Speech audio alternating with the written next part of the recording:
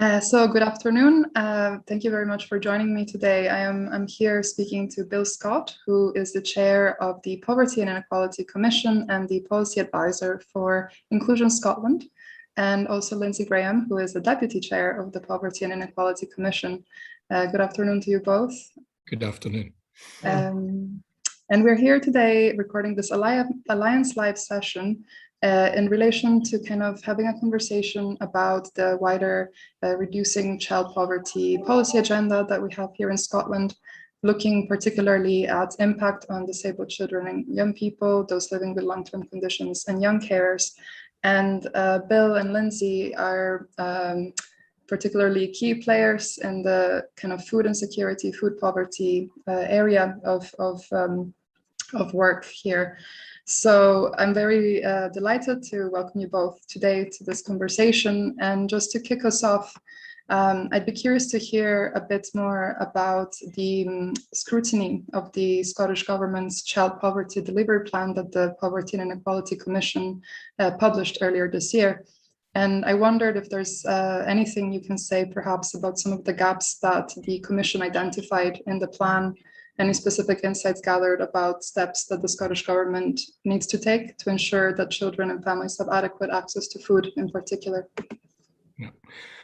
Yeah, I think it's fair to say that the Scottish Government is doing a lot, and many of the things they're doing we very much welcome. The introduction of the Scottish Child Payment is going to make a real difference to many families living on a low income and, of course, their children. Poverty doesn't happen in a vacuum. It doesn't just happen to the children, it happens to the adults in that household as well. So if you lift the income of the adults, you lift the income of the children. And there have been particular difficulties throughout the pandemic. And I think, Lindsay has done a lot of work convincing Scottish Government to make payments during school holiday periods so that we've not got that. We've not got children missing out because they've lost their free school meals. So that's been really important as well. And I think the supplements paid on top of the carers allowance supplement have made a big difference to a lot of families as well. But having said all that, all those positive things that are going on at the moment, our impression, looking at the evidence that's been gathered, is that we're going to miss the poverty reduction interim targets. We really only got about 18 months left in which to reach those targets, and we think we're going to miss them at the moment. And that means that it's going to be very important that we don't just rely on Social Security to do all of the heavy lifting children out of poverty. We need families to be in well-paid work. We need to have their childcare needs really addressed. And again, that's another positive thing that the Scottish Government are doing. But the childcare has to be of a kind that meets the individual needs of disabled children. It's really, really important because a lot of parents of disabled children can't find the childcare that they really need. So we need to tailor the childcare to make sure it's accessible to disabled children. And that could make a real difference in terms of their parents being able to access work, because a lot of those parents spend a lot of their time caring for the children. And if we can release some of that burden, they might be able to either increase their hours or go into work for the first time. And those are the sort of things that we need to see happening on top of the Scottish Child Payment. So moving people into work where they want to, obviously, where they want to increase their hours, but also providing childcare is going to be really important as well, and also trying to deal with some of the additional costs.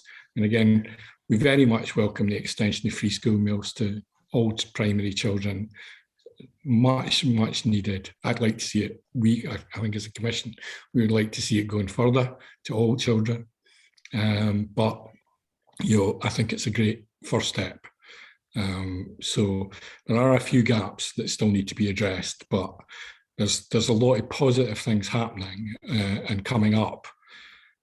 But as I say, we just need to see some real effort to make sure that those on low pay in particular because of inflation at the moment, the living costs are really rising, so they need to have increases in pay as well.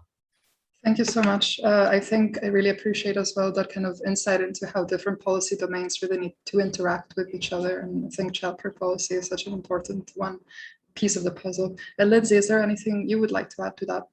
Yes, the Commission's been working across Scotland with others looking at the issue of poverty and food for some time now. And we looked at everything from the COVID crisis community responses.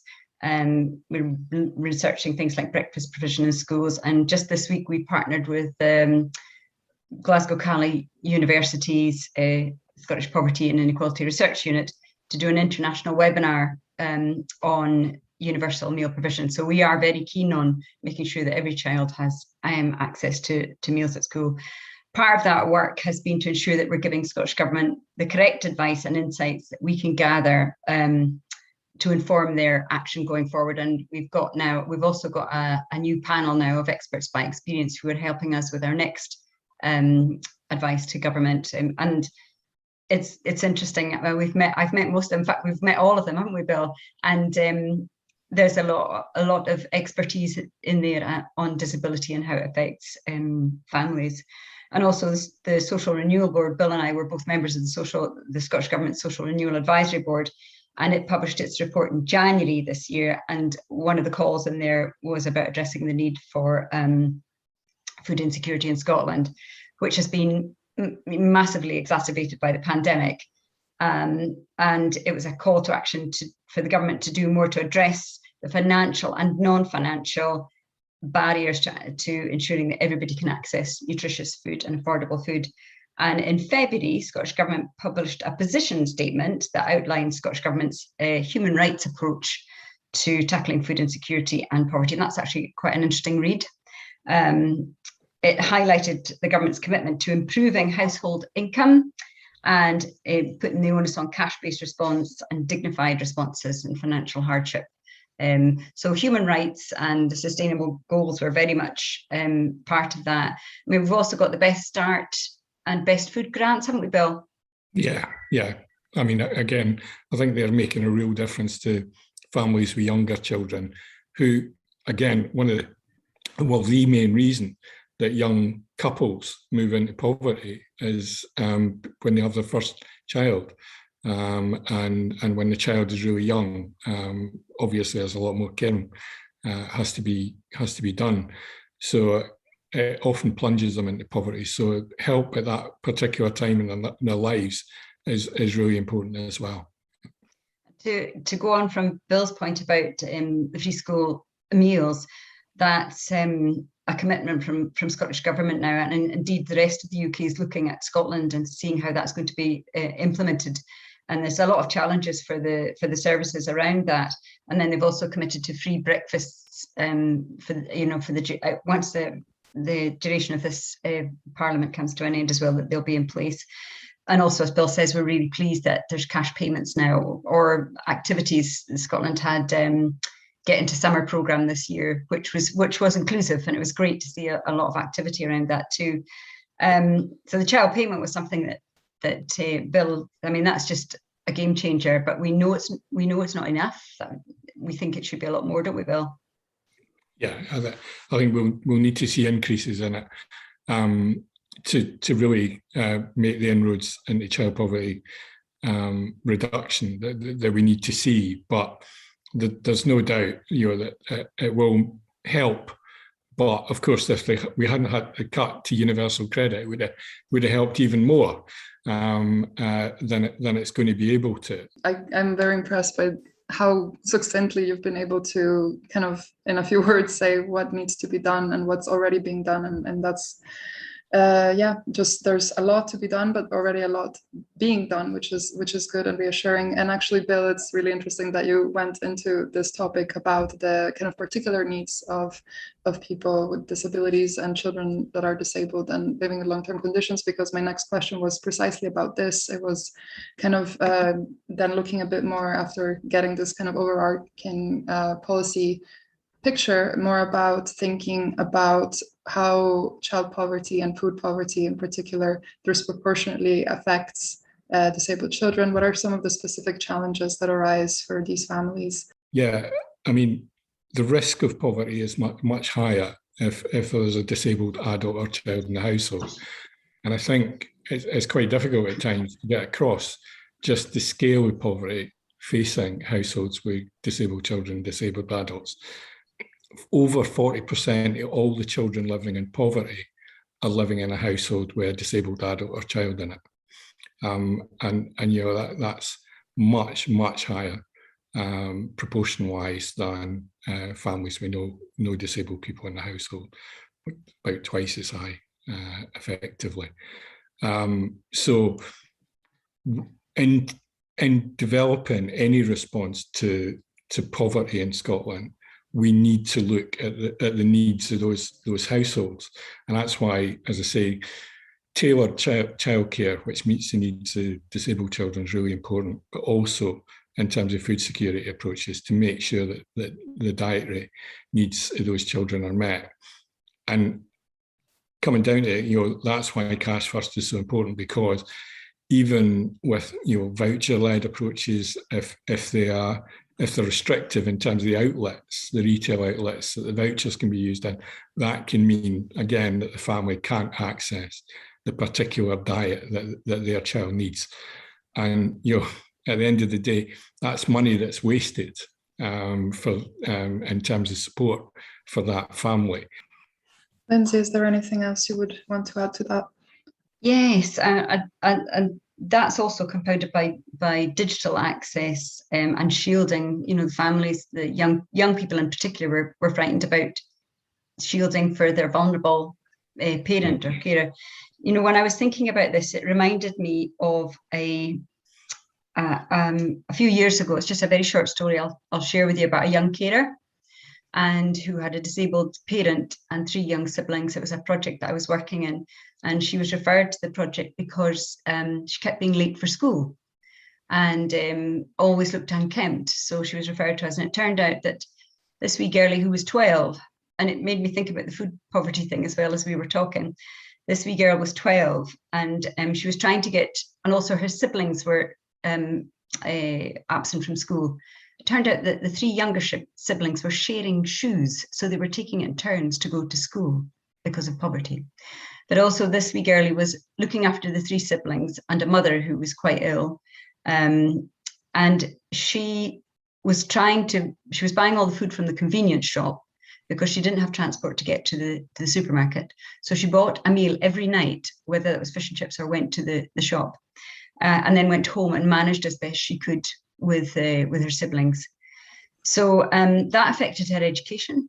It affected her attendance. It affected that she was terrified that the children would all be taken into care. So she'd grown up long before her years, giving her mother education, washing and caring for her. So the services became involved, and over the next year or so, lots of support was put into the house. But one of the things that she wanted to do, I can still remember it, get quite emotional about it, she wanted to learn to cook. And so the home economics teacher took her under the wing, and she taught her how to do basic cooking. And it meant so much to that wee girl. So I think, you know, we've got something like 29,000, or we did have, there's an awful lot more young carers in Scotland, and about 4% of them are under 16. And that wee girl was imprinted on my brain after that project. And I thought we need to do more to help young carers. And Scotland is doing quite well on that front. But their education is impacted. They're socially isolated from their peers. They have constant anxiety about their parents or whoever it is. It's more recognised now. Young carers are more recognised now. But that's an example, a typical example of where food played a part, and actually how it made us realise there was something desperately wrong. And we need to do more, a lot more. Yeah, thank you so much for sharing that. Yeah, very powerful story. And I think these are the stories that kind of bring the importance of putting these policies into place to life. So thank you very much, Lindsay. And again, this leads very nicely and succinctly into my last question of the day, which was, what are some of your top recommendations for organizations that are currently working to tackle child food poverty, to identify and support additional issues that are faced by disabled children and young people or young carers? And here you've provided already such a powerful example, Lindsay, but I wonder if there's anything else in addition to this that you or Bill could add. I think it's coming back to that every family has individual needs, and therefore not to make the assumption that all access needs are to do with, for example, physical access. It can be information. It can be based on children's being on the autistic spectrum or having learning difficulties. And what we do know for both young carers and young disabled children, is that their education is impacted by the poverty that many of them live in, but also sometimes because the lack of expectation that they're going to succeed. So we need to support those young people into the labour market in a much better way than a holistic way that looks at what they're dealing with at home, as well as what they need to do at school. Because if we provide the right support and they do manage to succeed at school and go on to college, university, or into employment, then it changes their whole life course and it breaks that cycle of poverty and deprivation. And that's what we really need to do. We don't need temporary fixes that just lift people's income over short periods. We need to change our whole economy so that it really is one that is an inclusive one, that values the young people entering it. To follow on from Bill, I think for me, mine's a bit more, it's kind of general for those that might be working in this area. I think with families affected by disability is that they're constantly working with multiple agencies, and which can be very difficult and tiresome. So my advice would be to work in partnership across those agencies. I think we have to take every opportunity to highlight the challenges and successes with policymakers around these issues, and the purse string holders as well. Of course, resources are always important. You need to find your champions locally and nationally that will advocate and support the work that you do. And of course, the Poverty and Inequality Commission is always interested to hear from folk about good practice as well. The Children's Commissioner is also a great advocate for this kind of work too. Data, the use of data is really important. So stats on how people's lives are impacted is important. We need to hear stories, which are equally important as the data is. And it's important to advocate for those who need your support, but in a way that they want to, and be inclusive of that always. The young carers might want to check out the Young Carers page. It's absolutely brilliant, really helpful, full of stuff. Always speak truth to power. I don't think it's ever been more important than it is today. And always keep dignity and human rights at the heart of your purpose. Yeah, and I think the only thing that I would add to that is listen to those who use your services, because by involving those with lived experience, that's when your service will be able to respond best, is when you work with them to develop the solutions that you're offering to young carers, to young disabled people, to families with disabled parents, etc. If you listen to what they've got to say, they know what works for them. If you listen to that and adopt what they want, you will have a service that succeeds. Yeah. So your lived experience should be at the heart of every service provider's way of approaching solutions to the problems that the families they work with face. Yeah. Thank you so much. I don't think there could be a better note to end on, and also very reassuring, I hope, to people who will be watching this, to see that it's not just the Alliance that advocates for this approach. So thank you both so much for taking the time to speak to me today. It's been an absolute pleasure, and I hope we see each other maybe in the flesh in the near future. Thank you. Yeah, thank you. Thanks very much.